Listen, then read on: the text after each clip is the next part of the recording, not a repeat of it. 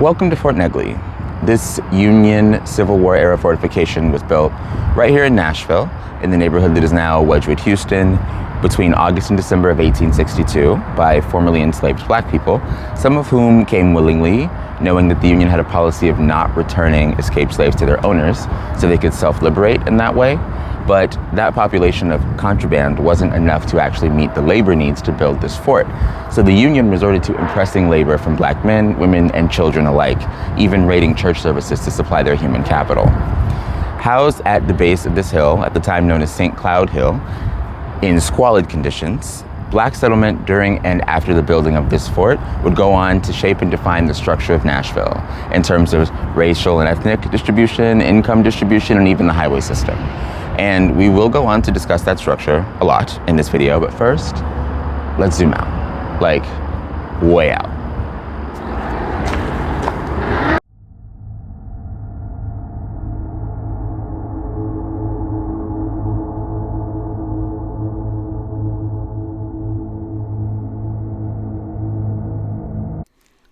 Welcome to my abode. So, let's start with the physics of it all. Dark matter in the universe is a type of matter distinct from the normal matter that you and I are made up of that doesn't interact with light in ways we recognize. So we can't see it, but we infer its existence by the way it interacts gravitationally with other things. Now, the wackiest thing is that there seems to be 5 times more dark matter than regular matter out there. So most of the matter in the universe is made up of mystery material. And I'm not going to go over all the types of evidence that we have for dark matter. That's more along the lines of my short form content, which is linked in the description. But I'll hit 3 big ones. So the one that you may have heard of already is galaxy rotation curves. So in 1970, astrophysicists Vera Rubin and Kent Ford published this examination of the velocities of stars in the nearby Andromeda galaxy. So on the x-axis, we have the radial distance away from the galaxy's center.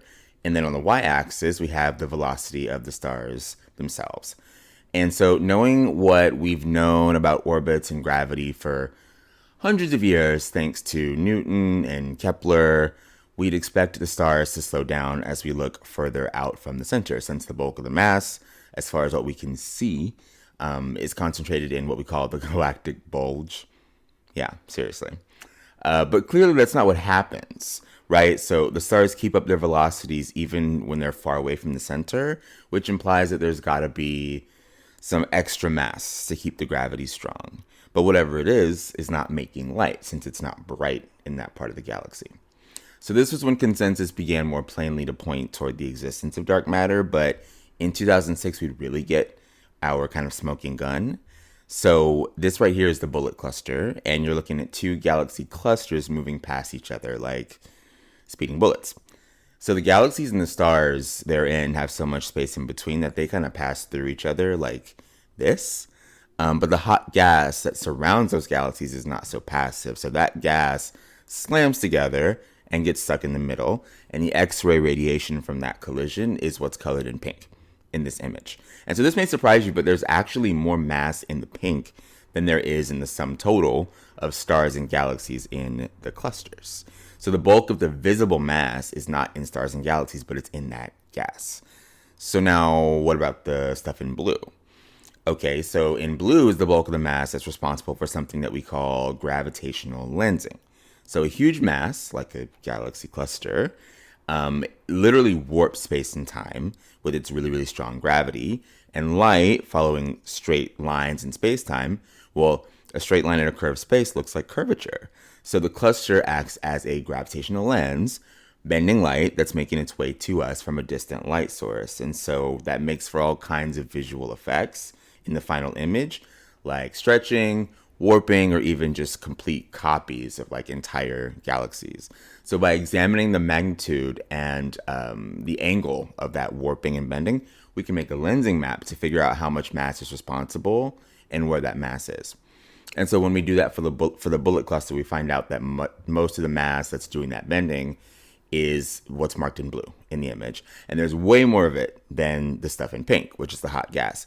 And remember that that's not stars and galaxies, because there's even less of that stuff than there is the hot gas in pink. And so the beauty is that we don't actually need to see the mass for it to contribute to the lensing. We just need to see the warping that it generates to know that it's there. So the fact that the bulk of the mass that exists in general is colored blue, and then the bulk of the mass that's making light is colored in pink, and those are in two separate places, lets us know that there really must actually be some kind of mass out there that we can't see. It's not just us getting gravity wrong. There's like legitimately an offset. Okay? And now the form of evidence that is most relevant to this video is something we call large scale structure. So structure here really just means the opposite of homogeneity. So not smooth, not even, not randomly distributed, but clumpy or preferentially organized. So at the beginning of the universe, dark matter was already there, and it was only subject to gravity. So it was able to collapse and coalesce into stable structures kind of unencumbered, whereas the regular matter or baryonic matter that you and I are made up of is subject to gravity, but also these messy thermal processes. And these radiative and thermal processes promote expansion and kind of wash out structure. And so dark matter is able to first collapse and seed the structure that regular matter slowly but surely falls into eventually. And those become formation sites for stars, planets, galaxies, and eventually like people and cameras and cell phones and croissants and Yorkies. And you get it. So the visible matter traces out the underlying dark matter structure. We can use the seen to get at the unseen. And so on that idea, here's a map of galaxies made with the Sloan Digital Sky Survey telescope in New Mexico. And like I said, these are galaxies, actual galaxies we can see. But if you could somehow see the dark matter distribution, it would look a lot like this distribution, because it is the dark matter distribution that gives us this one through the mediating force of gravity. Put a pin in that.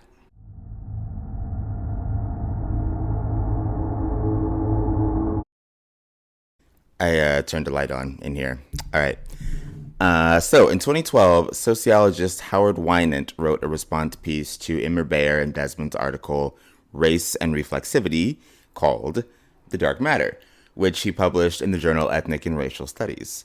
Finding this article was my introduction to his work, as I discovered that other fields outside of astronomy were using the term dark matter to describe things that were impactful but difficult to visualize or impossible to visualize. And so I wondered if anybody had explored race as an analogous notion. Lo and behold, somebody had. So this response piece refers to race as a central organizing principle in daily life that is far too structurally significant for us to fully move past identity as a political determiner. So like, despite attempts at colorblindness attempting to render race unspeakable and invisible dark matter, its immense gravity continues to affect everything from personal identity to policing to military intervention and everything in between. So in 2015, Winant wrote a standalone piece iterating on this idea called The Dark Matter, Race and Racism in the 21st Century. And so this is where we're going to focus today. And Winant extended his analogy to astrophysical dark matter, clarifying that race is the substance undergirding the capitalist structures that dictate our society, and in fact, race needed to be invented to do so. Note, those who subscribe to the framework of Afro-pessimism would go so far as to argue that not just racism, but anti-blackness specifically is so fundamental to the world order that the world as we know it would cease to exist without it, just as our models of the universe don't match observations without incorporating dark matter. You can't say that they don't make good on the pessimism part.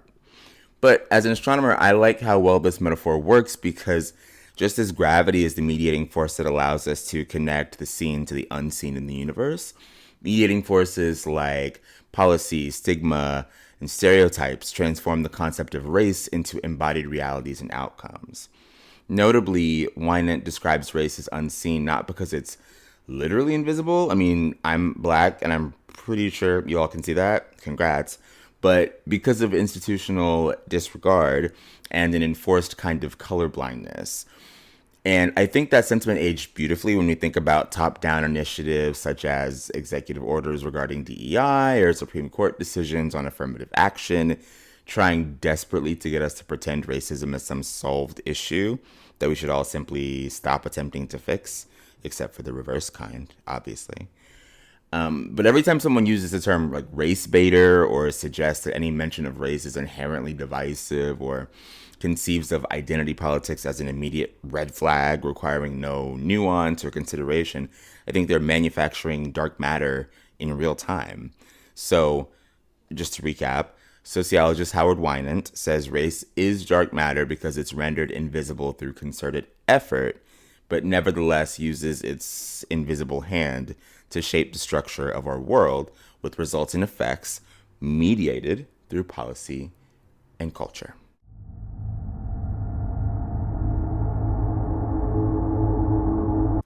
Okay, so back to the intro to this video. After the construction of Fort Negley, the areas of Edge Hill, not far from Fort Negley, North Nashville, home to historically black institutions Fisk, Meharry, and Tennessee State, and Edgefield across the Cumberland River became thriving black neighborhoods. But this map is not from 1862. This map is from bestneighborhood.org, a site founded in 2018 that uses U.S. Census data, the most recent census being conducted in 2020. So Nashville still looking like this means that race, the concept and the construct, seeded the social structure of the city by mediating forces such as proximity, being close to the fort you'd worked on, or close to Fisk where you're attending school, or other black folks because there's strength in numbers. But that structure is also generated through the mediating force of policy, like discriminatory lending practices by the Federal Housing Authority, making it literally impossible to move to a different neighborhood or to build wealth through home equity. So now consider a couple more maps. This is Nashville by income and Nashville by educational attainment, defined here as bachelor's degrees. So I'm going to draw your eye once more to Edge Hill, North Nashville, and Edgefield. Feel free to flip back and forth between this and the race map. Once again, race at its core, an idea, and so not tangible, lays the groundwork for social structure that visibly shows up here in objective data collection and cartography through the power of forces like law and policy. Again, for income, think discriminatory lending practices by the Federal Housing Authority, making it impossible, once again, to build wealth through home equity. Think post-Civil War black codes, which morphed into Jim Crow laws, post-Reconstruction, limiting participation in society.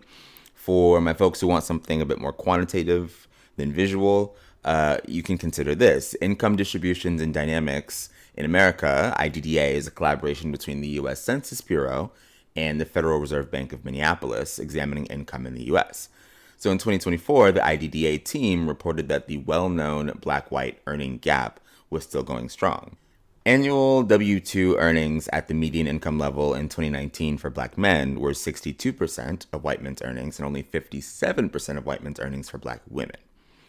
Notably, they also found that specifically in the decade after the Great Recession, so 2009 to 2019, black men were the only racial or ethnic group of men in the entire study whose earnings actually declined relative to those of white men. And black women experienced the largest loss in earnings among women relative to white men in that same decade. As far as the educational attainment map, think of things like the Plessy versus Ferguson Supreme Court case upholding the constitutionality of separate but equal in 1896, and then subsequently the Brown v. Board case not ruling segregated public schools unconstitutional until 1954.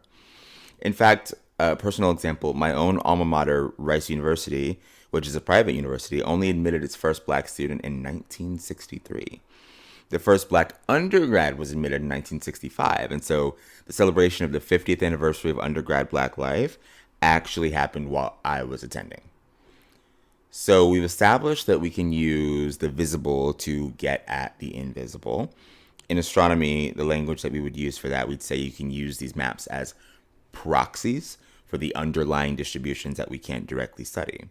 So bringing back up for a second the galaxy map from Sloan, just by seeing where all the galaxies are, we get an idea of where dark matter is, despite us not even knowing what dark matter is made of. Likewise, if an alien species plopped down onto Earth today and had no idea or concept of our weird racial hierarchies and dynamics, these objective data categories like income and educational attainment related to credentials and financial info, they could be used as a proxy to get you right back to the underlying, very hard to pin down kind of elephant in the room that is race. And of course, at the end of the day, we do have the race data. I'm showing you the map, literally. But as Wynant reminds, this concept is a modern imposition and it's not consistent. But we can use these embodied experiences and life outcomes to tell us how race is happening to people, regardless of how well we actually understand this monster of our own creation.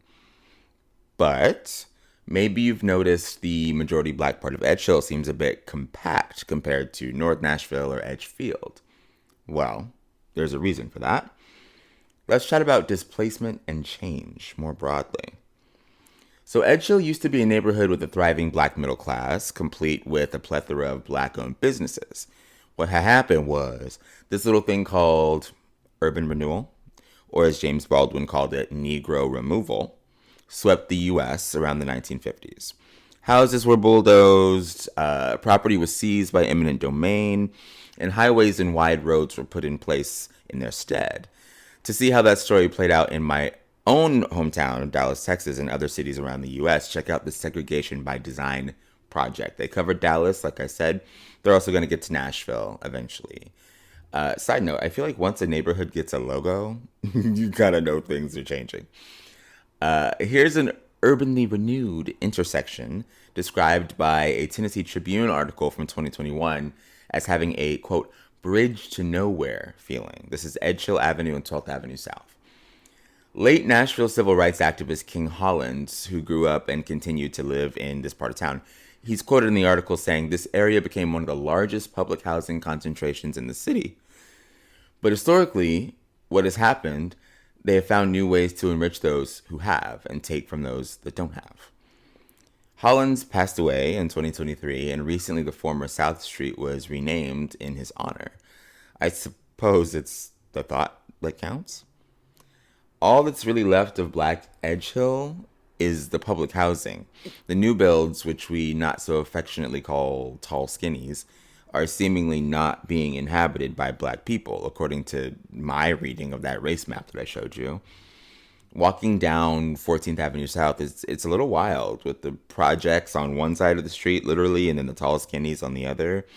And in the neighborhood, you can feel the squeeze from all sides.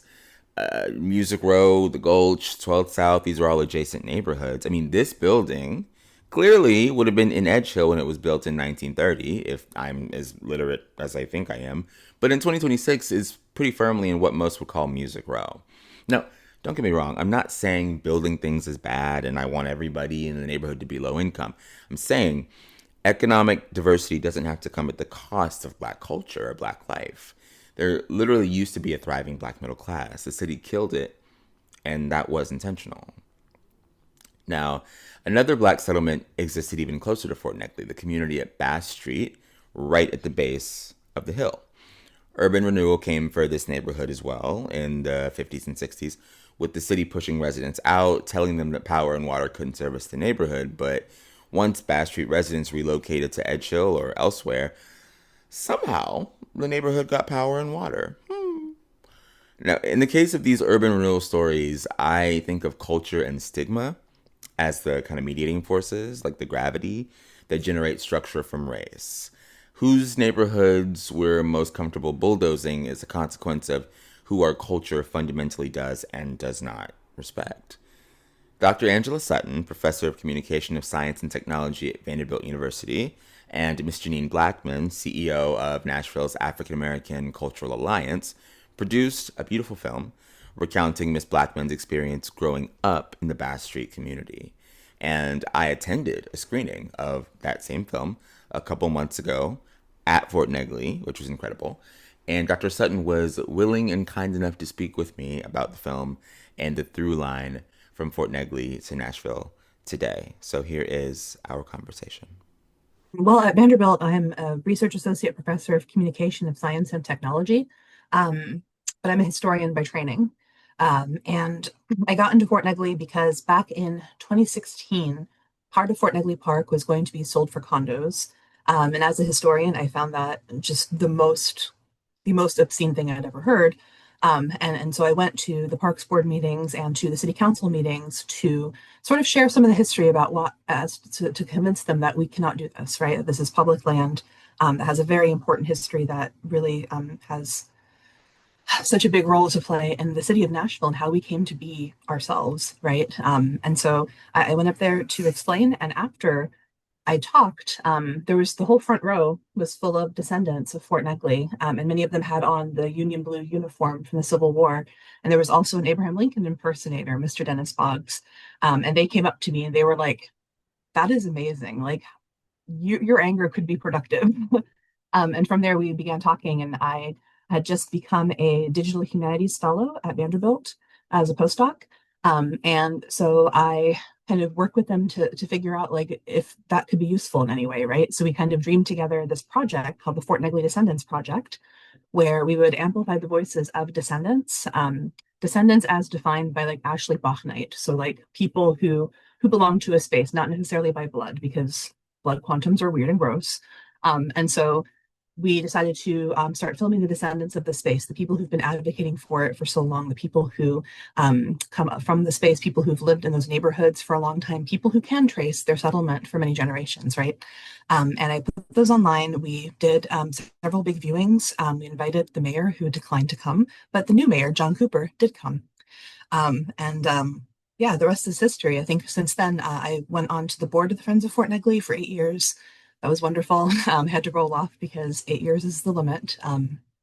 And since then, I've been sort of working with descendants and other community members, thinking about how to best sort of make sure that we humanize that fort, right? That it's not just a place that can be destroyed, but it's a place that is deeply important to many Nashvillians and could be important to all of us if we care about where we came from and where we're going.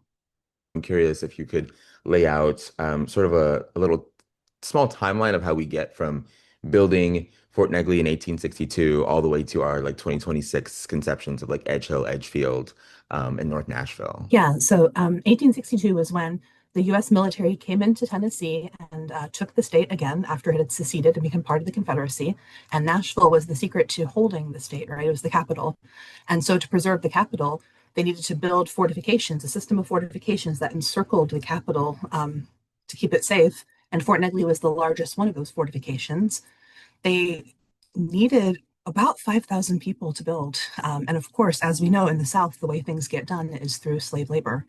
And so they either went and raided plantations and forced people and pressed them to come work, but they also had a large population of what was at that time called contrabands, which we would now call refugees, right? Refugees from slavery who settled in little refugee camps right next to the fort and over in Edge Hill and also in the Edgefield area, so over in East Nashville, across the river.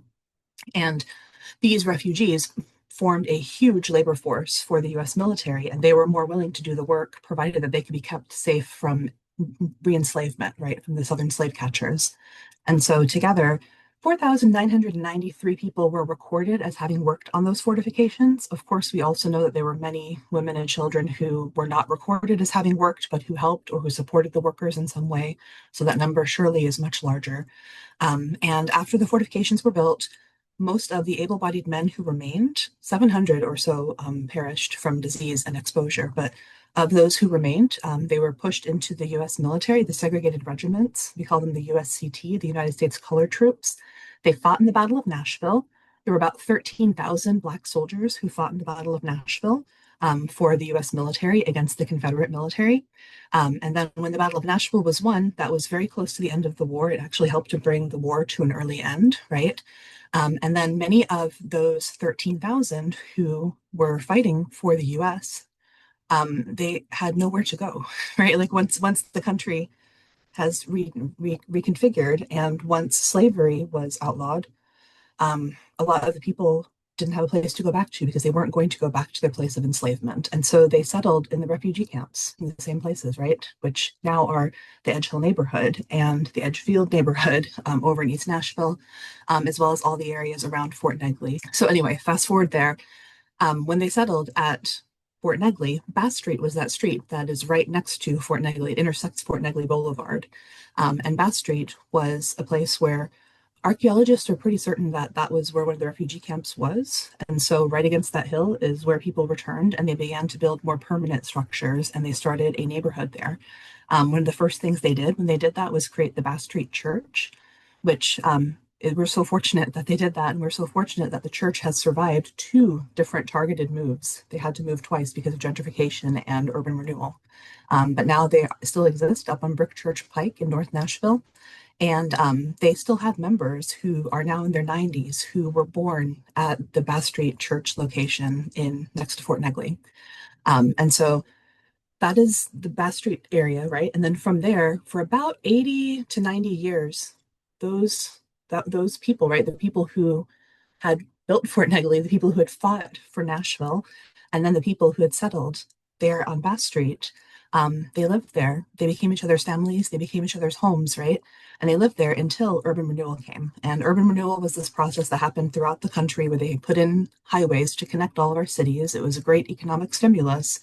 But of course, when the decisions came as to where to put these highways, cities purposely blighted their Black communities so that they could forcibly relocate them, right?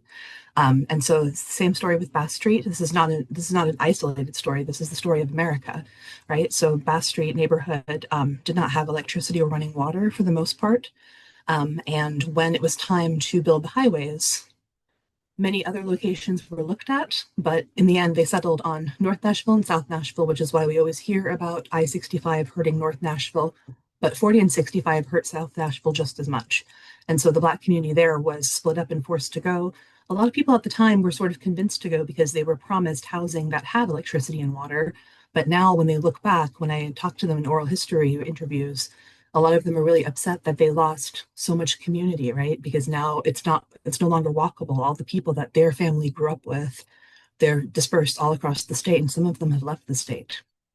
Someone were to go to the Bass Street area over there by Fort Negley today, what would they see? And is there anything that in the future, as you bring more attention to the story, that you would hope to see in the way of some kind of monument or historical placard or something of that nature?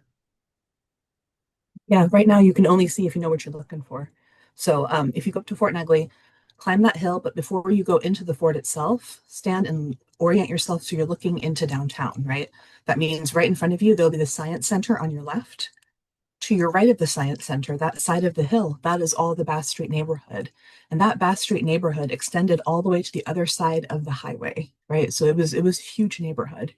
And if you look carefully at the hill, especially in the spring and in the late fall when all the vegetation is sort of still back, you can see the terrain of the hill. And it's really fascinating because that the terrain of the hill, you can see that there are little cuts into the side of the hill, like that almost make little flat platforms. And that's not a natural way that hills form in Tennessee, right? So hills are usually on a slope in Tennessee.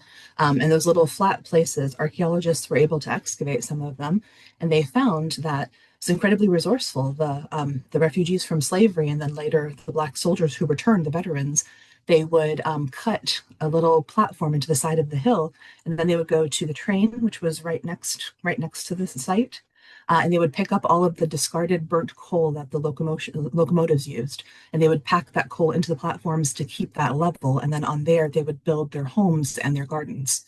So it was incredibly resourceful. And so you can still see in the terrain, it's still scarred. You can still see that.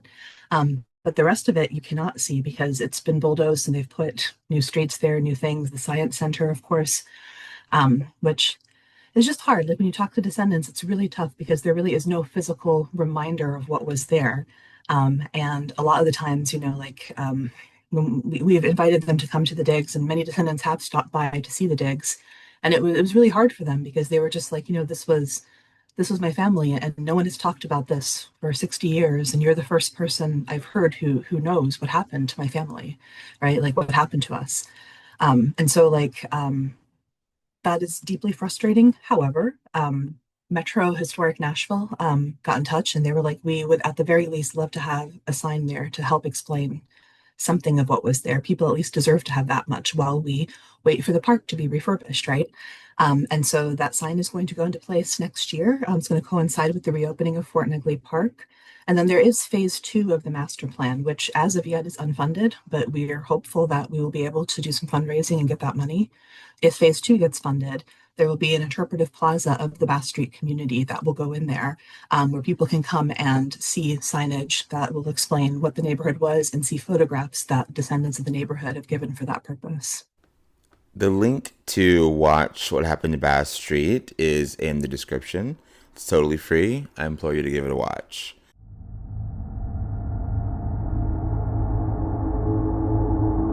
Whew, okay, I'm back from dinner. I got sushi, child. Ooh, it's good to me. Okay, so let's discuss.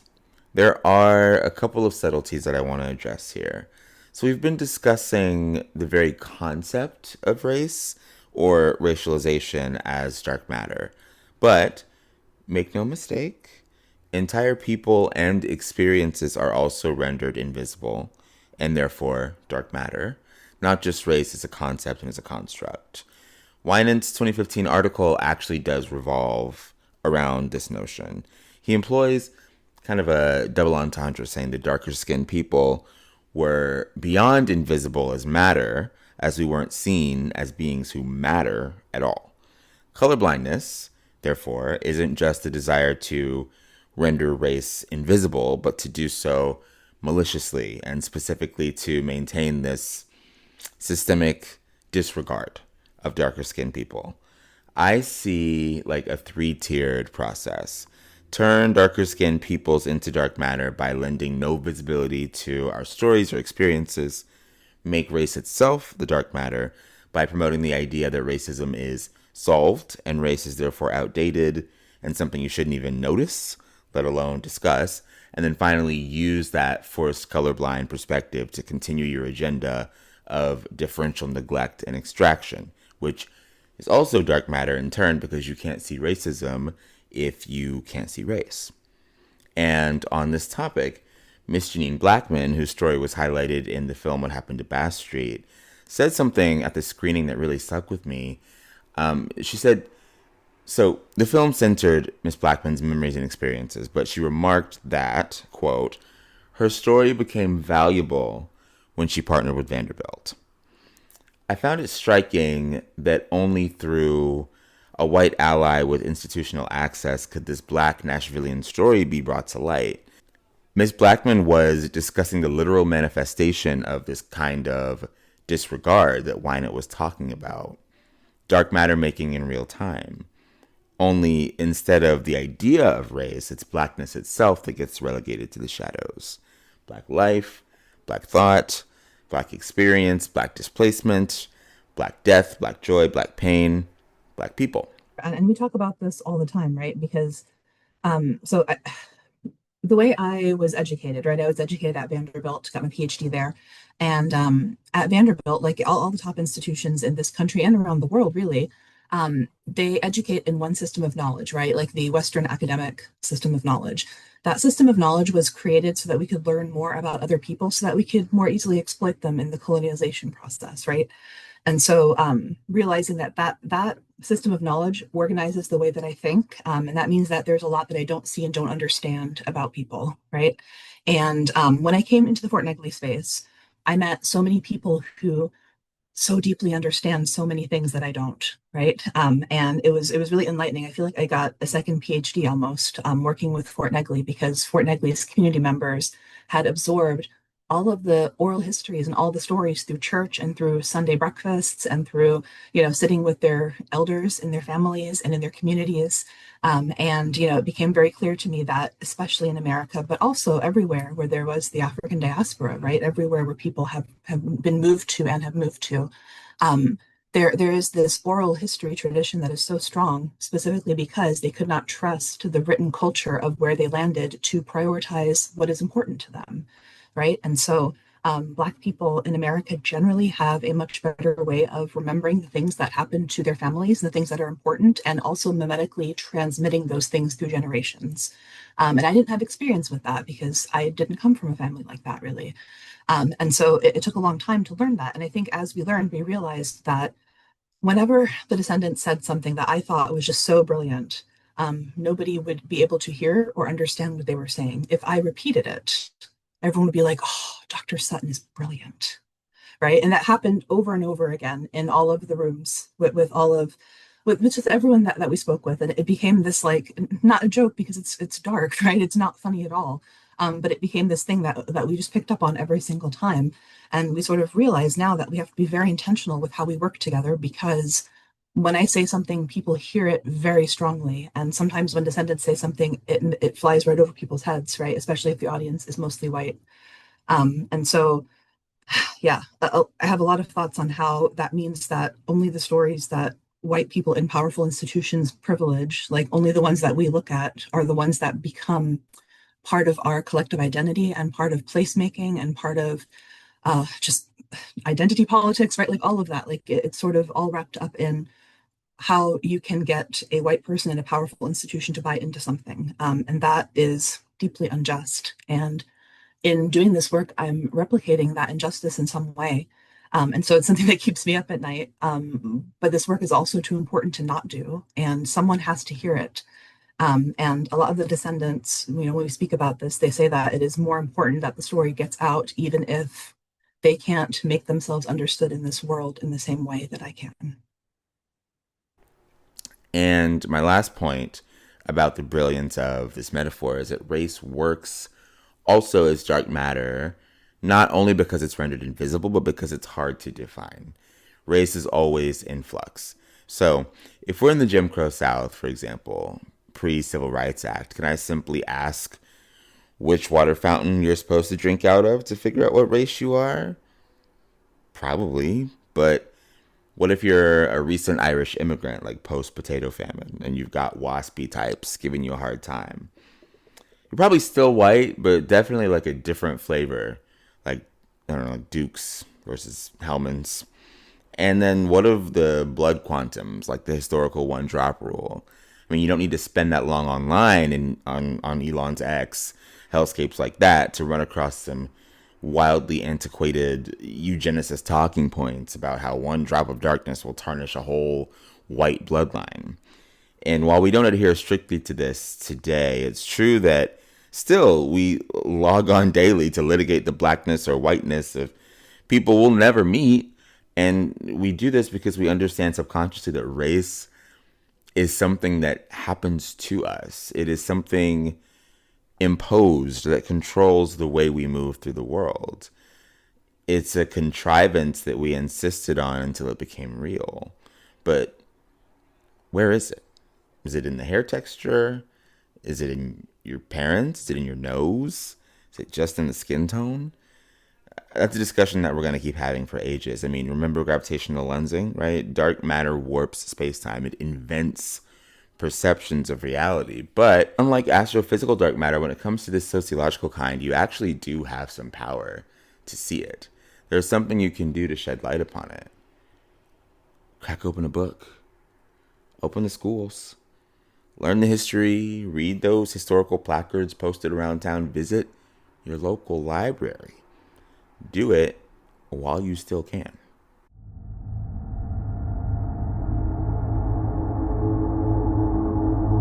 So I attended a screening of an excerpt of a documentary film currently in development. Me and these film screenings, Charles. Mark Schlichter's Chipping Away, The Life and Legacy of Sculptor William Edmondson. And that's how I learned the story of William Edmondson, a self-taught sculptor and the first Black American to have a solo show at New York City's Museum of Modern Art, which he did in 1937. And he lived right here in Edge Hill. The documentary's director, Mark Schlichter, also sits on the board of directors of the Friends of the Edmondson Homesite Park and Gardens, an organization formed back in 2018 to protect the site that Edmondson once lived on and to acknowledge its history. Due to our old friend urban renewal, Edmondson's home is no longer there. So the Morrell School was opened in its place, though I don't think it's operational as a school at the moment, but it is still a polling place. Like I voted there, which is kind of cool. But anyway, the home site in some form or another has survived urban renewal, attempts to sell to developers, and a general lack of recognition from the city, once again, it feels like the significance of Black history and legacy has to be constantly justified and explained away in order to not be relegated to the shadows. But when I pass by the park and the community gardens that currently exist, the home site, and when I attend these documentary screenings, when I set up my tripod at Fort Negley to film this video's intro, I feel as though I'm doing what I can not to let the historical and sociological dark matter stay dark. Now, as far as the astrophysical stuff, we're working on it. So I'm editing, and as I'm editing, I see that the Supreme Court struck down Louisiana's voting map, calling it an unconstitutional racial gerrymander. So, race, structure, maps, political capital, dark matter, institutional disregard. Hopefully you get it by now. Look, I don't like being right about this stuff, but somebody has to, okay? Anyway, if you like what you saw, please like, subscribe, share with your friends. If you don't like what you saw, please like, subscribe, share with your friends. Special thanks to Dr. Sutton for chatting with me. Thanks to Miss Jean Blackman for sharing your beautiful story in the movie What Happened to Bass Street. Do watch the film. It's linked in the description, along with all kinds of goodies, my sources, my other socials, so engage there too. And I'm Keyshawn, and thanks so much for making some space in your day. See you next time.